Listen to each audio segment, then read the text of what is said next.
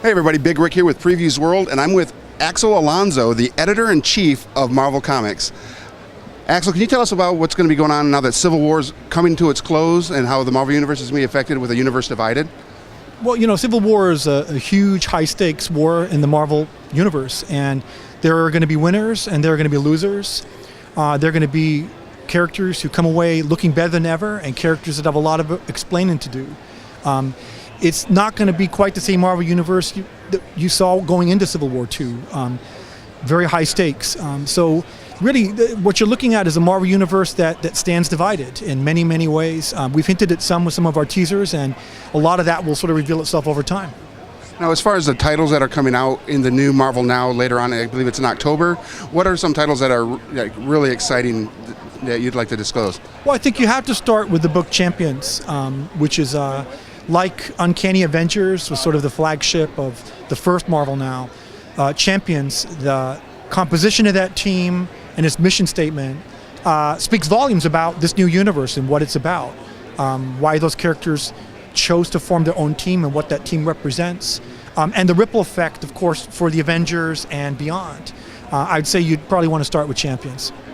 Now, with a lot of the controversy that's going on in the Marvel U, that the social media comes out at, like with the Captain America event recently, how do you guys handle that type of event with Captain America hydrating out for one issue, and then the social media feedback, and now you have a young lady who's going to be taking on the mantle of Iron Man, and I'm sure social media, as I've already seen, is having its own fun with that as well. How does Marvel handle that? How do you handle that? Well, we're the big show.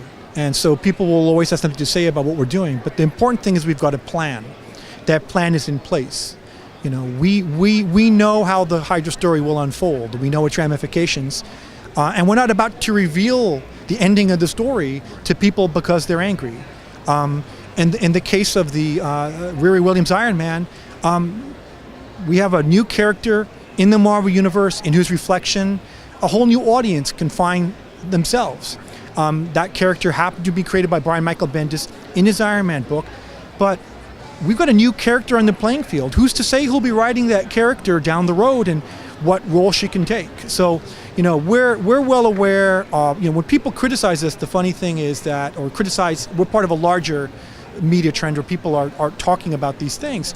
No one's telling us stuff that we weren't talking about and thinking about years ago. And I think if you take a look at our roster right now, from Ta-Nehisi Coates and Brian Stelfreeze's Black Panther topping the charts, to the Totally Awesome Hulk, a Korean-American superhero. My wife is Korean-American.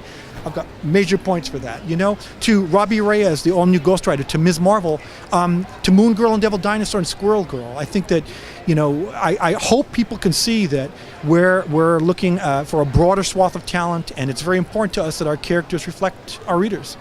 Thank you very much, Axel. I appreciate your time and appreciate everything you guys do over at Marvel. My pleasure. All right. Hey, everybody. Thanks for watching us, and we'll be back with lots more interviews here at San Diego Comic-Con 2016.